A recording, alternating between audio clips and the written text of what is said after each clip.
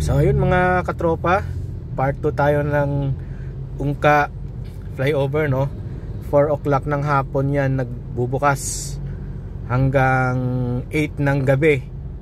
So ito, time check 5 o'clock, kaya dito tayo aakyat sa may flyover. Ayan, right. Kaso single lane lang yan. Ayan, wala sa kabila. Talagang nakaka-traffic talaga to nung hindi dinadaanan ng sasakyan. Kita mo ngayon dire-diretso yung biyahe kasi nakakadaan yung sasakyan kahit single lane lang.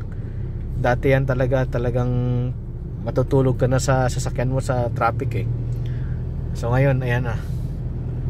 So yung kaliwa, yan yung GT Mall, Pavia, tapos yung kanan Robinsons, Pavia. Ayan.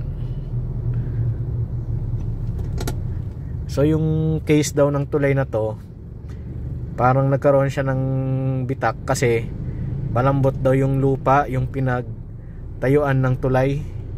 Kaya nung bumaba yung lupa, ayun, doon nakita ng tao na ano, may crack. So inaayos.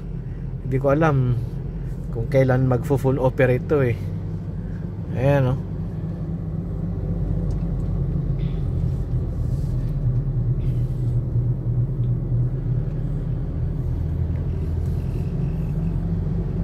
Diba? Nakaka-less ng traffic kapag nag-operate, kaso yun nga, may time talaga yung pagdaan dito. 4 to 8 ng gabi, 4 ng hapon hanggang alas 8 ng gabi yung operation nila dito. Tapos after nun, sasaraduhan uli nila.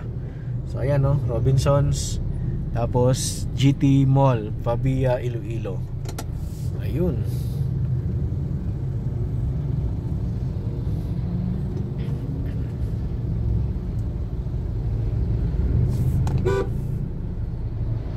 Nakalusot na tayo sa may traffic.